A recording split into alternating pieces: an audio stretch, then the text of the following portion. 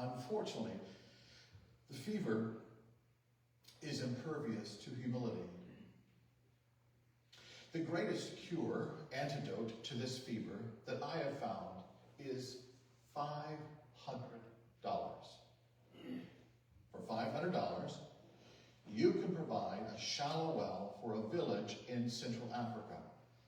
People who live far from water, and water of dubious quality, people in remote villages far from cities or roads. These people can have clean water in a matter of months if you give $500. The modest amount is so disproportionate to the difference it makes, it tends to break the fever. I'm not sure why, but it works. Maybe it's just enough money, a bit more than trivial. Or maybe it's the idea that 100 people drinking clean water will occur because of your act. This somehow produces humility. 20 years ago, I met Jim McGill and Tom Logan. Jim is a Presbyterian missionary and engineer. He developed a system in the process of installation for the shallow wells. Tom is a great organizer and crusader for the poor. Together, they created the Shallow Wells program that has been operational for more than 30 years, brought clean water to millions of people. Each year, the organization, Marian Medical, puts in 3,000 shallow wells. If you're hardy and you don't mind a bit of mud, you can go and install wells for Marian Medical. I've helped people go and do just that. It's a great experience. So is simply funding a well. Beyond the good feels, though, the Shallow Wells Project has a profound effect upon the soul. There's a joy ever tempered by humility. Somehow, this project makes you feel the enormity of the suffering as you relieve it just a bit. In the coming months, as we hear more and more about the nurses' home where we will build in the Malawian village, we'll have a similar joy and humility. We will, because our modest donation will save lives. Children will be kept from starvation. Mothers will not die in childbirth. The malaria will be kept from death. All children, all mothers, all cases of malaria? No. But some children, some mothers, some who suffer in one village will be saved.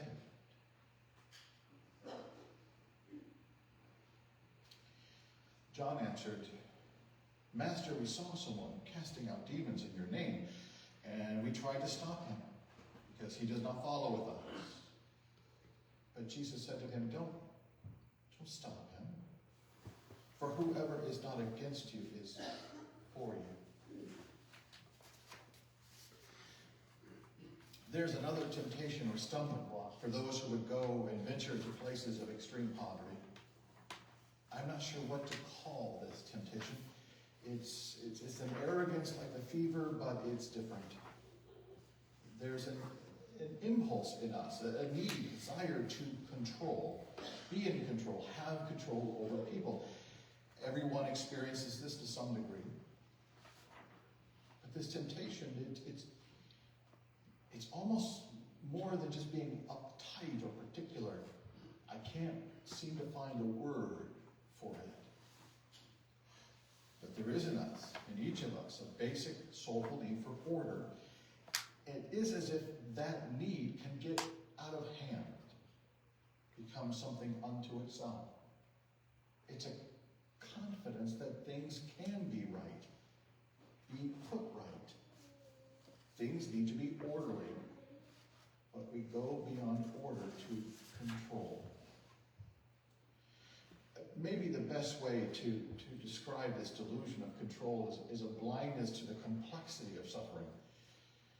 We need order, but sometimes this need becomes a delusion that you can put things in order.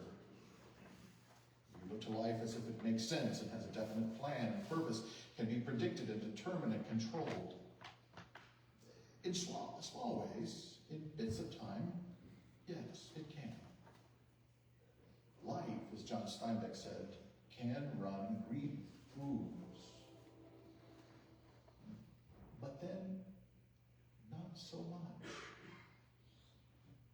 There's a difference between finding order in our lives and living as if we can make order for others.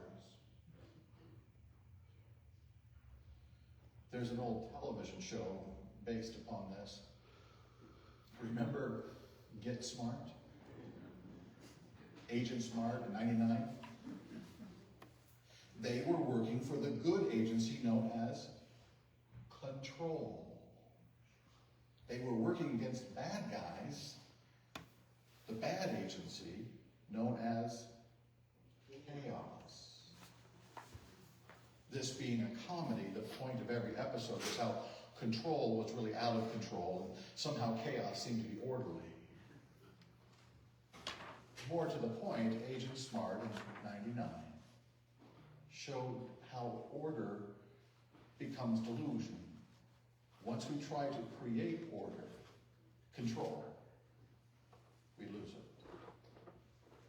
Perhaps a more profound example was a video for hospital employees. The short video walks through the floors of a hospital.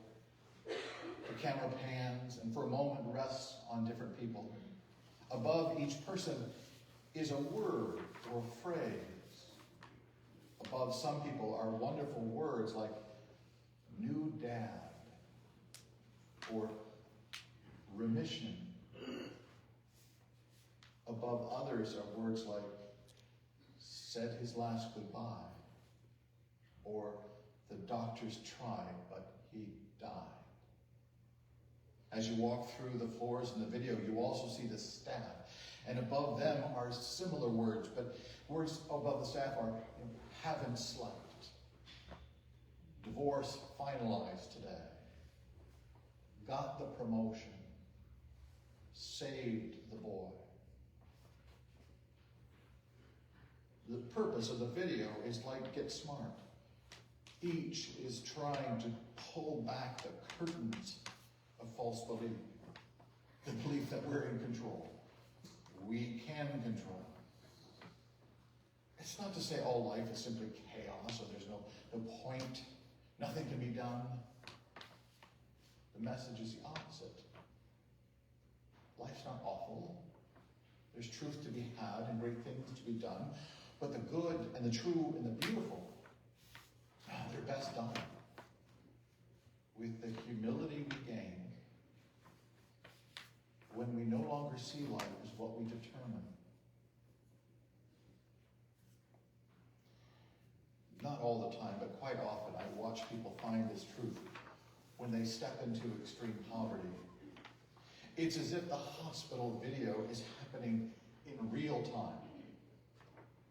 You shake off the sense of false confidence, the delusion of control. When you see the depth of famine or the peril of living in a village without running water, without electricity, without access to doctors, without. When you step into such a village, the enormity of suffering is clear. Too clear. Beyond control. For many years, I gave this speech to describe the challenge in our lesson today. How do you make a difference in light of such a challenge? How does one heal the open sore of extreme poverty? I'll never forget giving this talk at a college. I was speaking to the faculty and staff. The auditorium was full. I'll always remember hearing myself. What I was saying was true. It was right. Mostly it was earnest and compelling and a call to help. Sacrifice.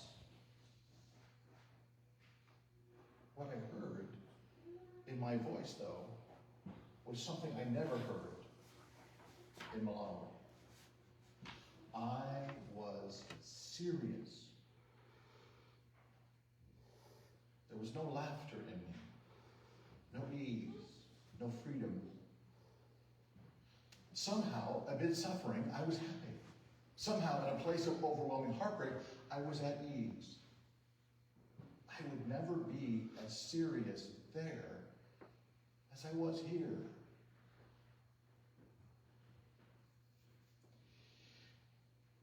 Helping people, bringing healing, offering freedom.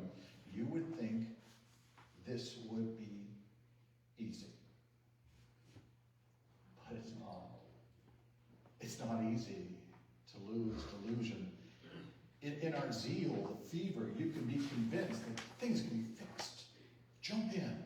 We can do this. Simply move the dials, adjust the picture, find the fault, and things will be right. Helping people, bringing healing, offering freedom. You think it would be easy, but it's not. To be present in suffering, we must lose the false confidence of control. We tried to stop him. Their question to Jesus reveals they yet believe we are in control of life. Helping people, bringing healing, offering freedom. You would think this would be easy, but it's not. To be of great service, you must find joy. The happiness of loving people in brokenness. Suffering people don't need you to be serious. They need those who will sit with the fallen, dine with the hungry. Someday, the disciples would look back on Galilee, remember walking with Jesus, conjure the joy he had for people as he cared for them. In this memory, they will find freedom from fear, a rising above darkness. Those who are not against you are for you. Looking back, the disciples will find trust is born in friendship. Freedom is crafted in kindness.